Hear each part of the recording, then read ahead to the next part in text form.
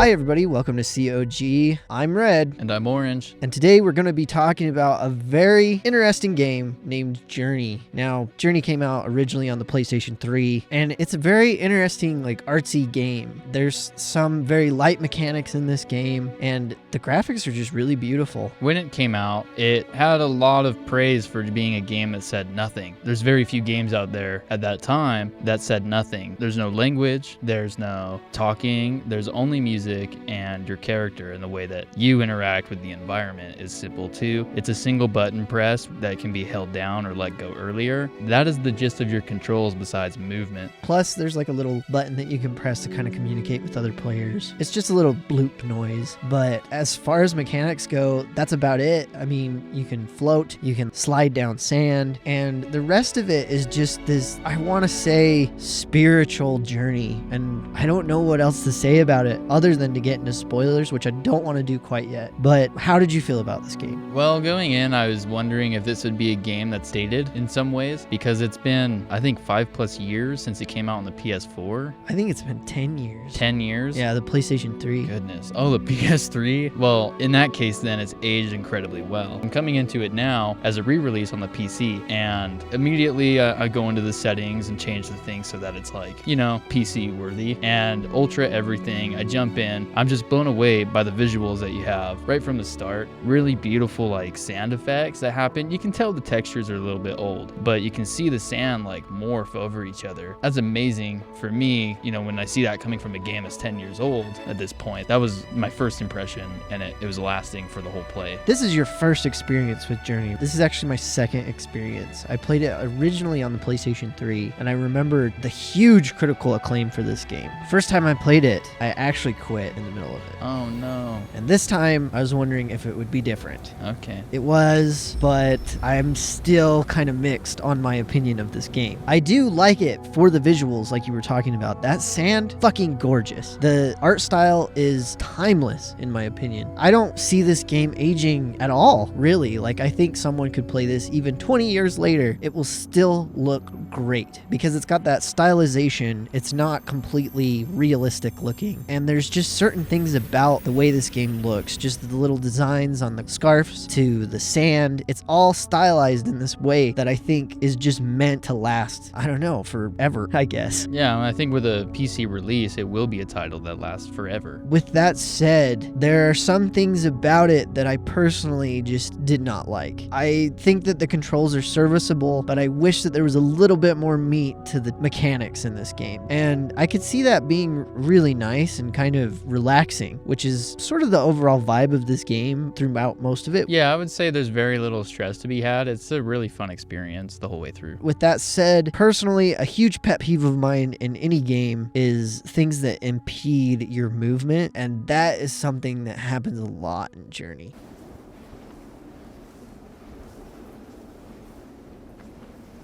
That's true. You will reach points where you're entering a cinematic type thing, but it's still within the engine until, of course, it cuts away. You'll know when you're out of the game and you're watching a cinematic, but there are times where it does impede your movement, or I can recall what you're talking about, where there's a scene where you're sliding around and the camera totally changes view to almost platform-esque, where now the controls, instead of, for PC reference, W, A, S, and D, now it's A is moving you forward, and that's hard to control. So there's been a few times where I actually got a little frustrated, especially when the nature of this game has another player in it at some point, and I found myself lagging behind because I wasn't familiar with the camera movements and that it was going to change on me so rapidly. That's another thing that we probably need to bring up. I played it on the PlayStation 4, and you played it on the PC. How do you move the camera in the PC? So the camera movement is pretty similar to any third-person game, except you're not clicking a button, you're just moving the mouse. So if you move the mouse left, your camera's going to pan a certain direction. I can't orient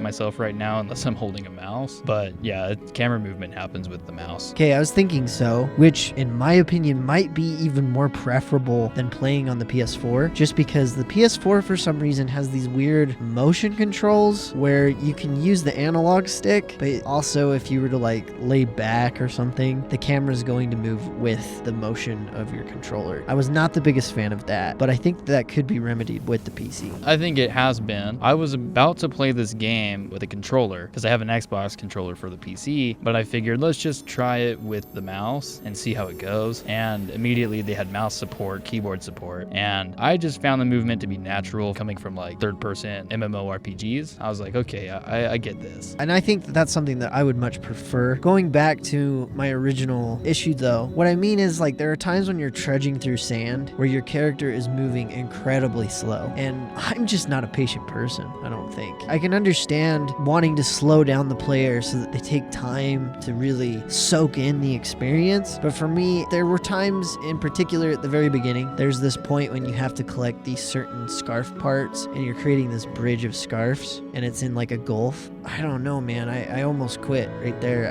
It's just so boring to me. That part was incredibly slow. Something I learned along the way when I was playing and having these other players join me, which they pretty much act as Sherpas, right? They come in and they show you the way to the mountain. And other players were showing me little secrets that I could use to make my scarf longer. And making your scarf longer has a mechanic that lets you fly. And so the longer your scarf is, the further you can fly. So I found a way around that slow trudging from just having a partner close by and also having them show me where to make my scarf longer, but having them close by allowed a mechanic that would recharge my scarf, so to speak, and allow me to keep flying. And so we were kind of helping each other to move through the environment. I think that is a way to remedy this problem that you're having. But if you didn't know, just like me, for the longest time I was just trudging through the sand. But if you've seen our Super Mario video, I'm just easily impressed by physics. So if it's the parting of clouds or the parting of sand, it impressed me either way, and I was having a great time.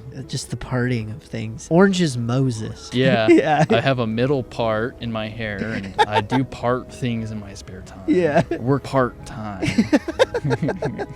With all of that said, and I understand your point, you do have these other players that can kind of help you throughout the experience. This is something, and this is the reason why, even though I have some objections to this game, I will still be recommending it, because the way that it gets you to connect to other people is amazing. I don't know how to really describe this other than for you to play it yourself, but you meet random strangers and you grow like a bond or a connection with these other players just because of the way the mechanics work. They can refill your energy. You can work with each other to do some really crazy things, and as you progress in this journey, you grow pretty connected to these other players without even knowing their names. And that is something that I have never seen in another video game, and I don't think I ever will see it again. No, I'd have to agree. I've played many games where I've played with other people. You know, World of Warcraft's an example where I've played with a guild for years. These are people I knew, but I never really got connected like that. This was a 2 or 3 hour experience that had me connected with them in at least 10 minutes. And to me, the best way I can describe that feeling is it's almost spiritual, the connection that you're able to form, because you see the humanity in both of you and what it is that your natural instincts are. It's to follow and help each other. And the game really shows you that. Just from the start, once you meet your companion, it's a constant human bond the whole way. And it's really interesting because in most online games, you see another player and you are like, okay, get the fuck away from me. In this game, that is not the case. You instantly want to go see who they are. You want them to help you. You want to help each other. It's really cool. Like I said, even though I have some issues with the mechanics, just for that alone, I would recommend Journey. Yeah, absolutely. Me too. With all of that said, do you want to get into spoilers and get a little bit more in depth with this? Yeah, let's go with it.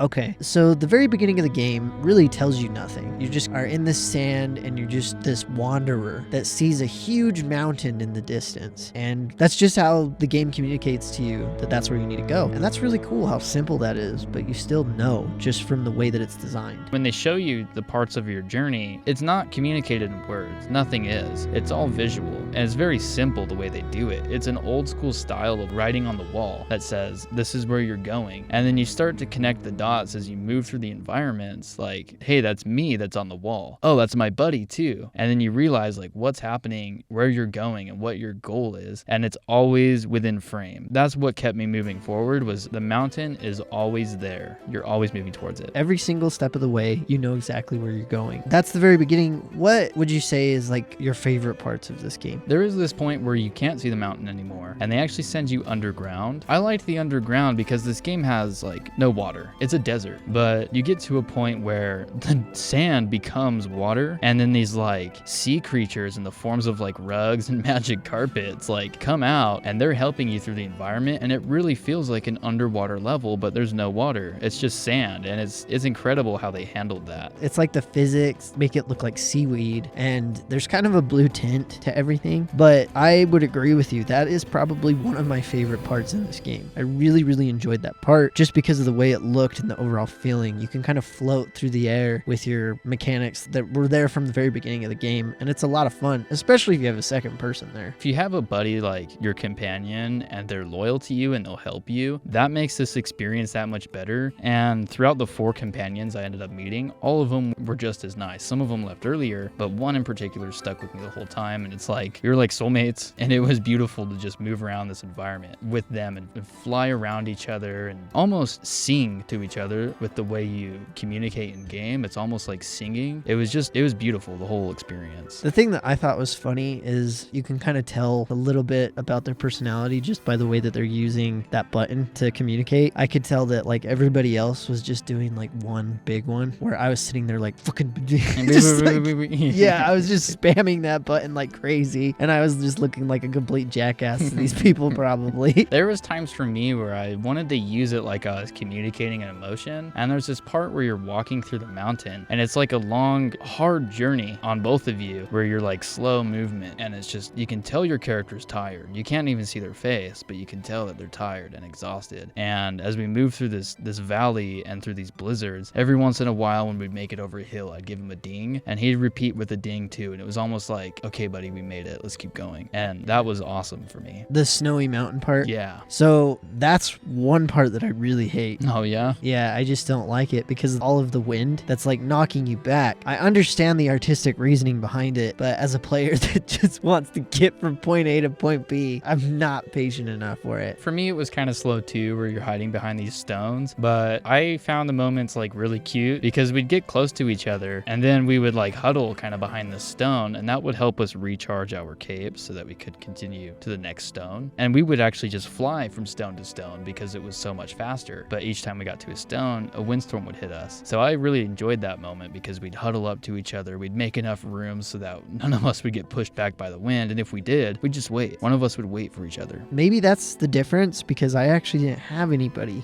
at that point. That's so sad.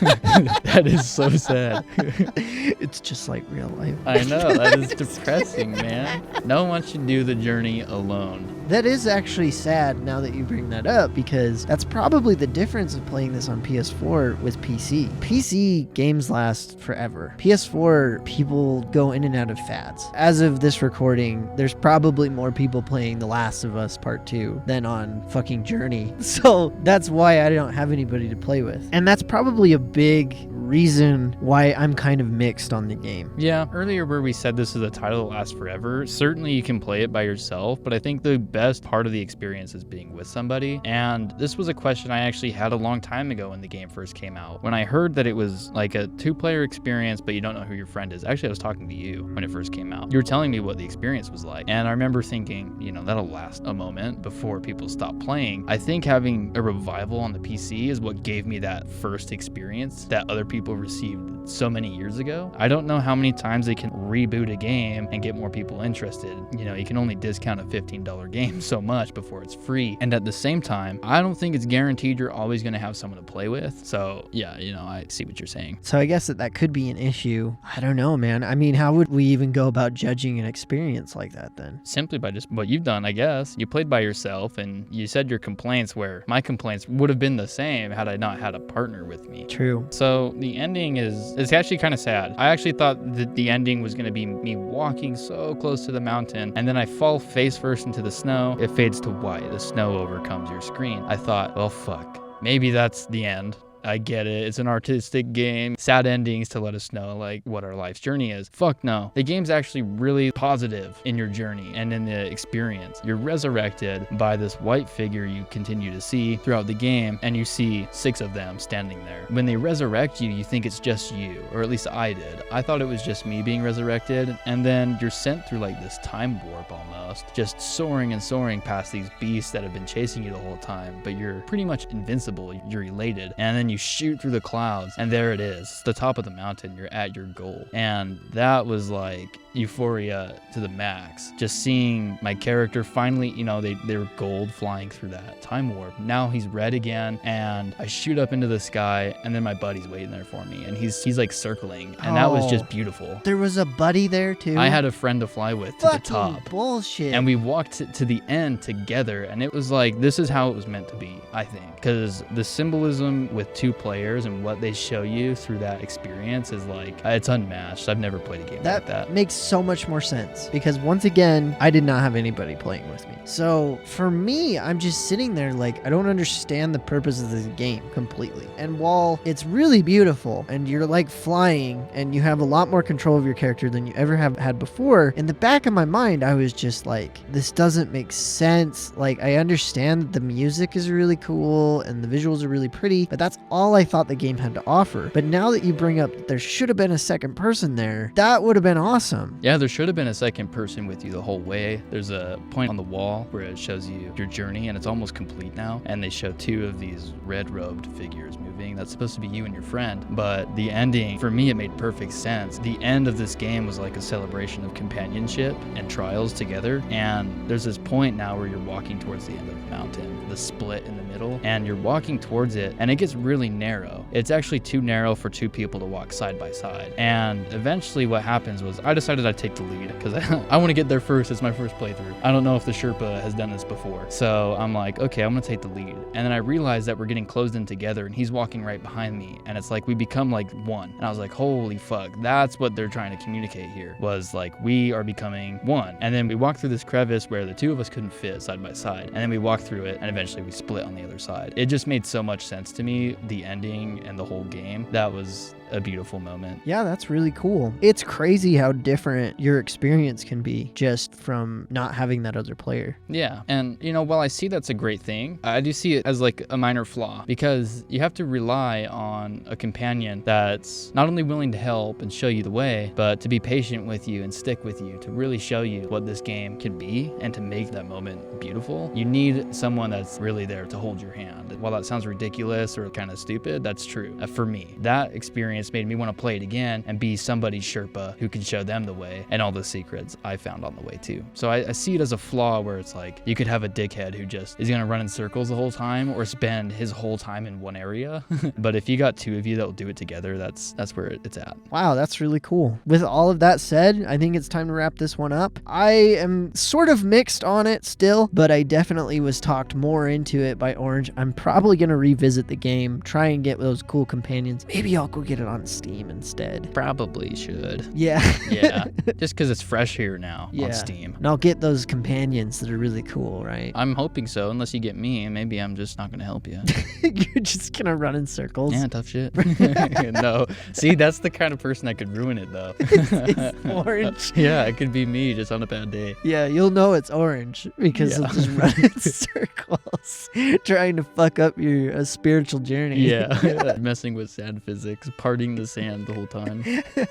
Well, this was COG signing out. See you.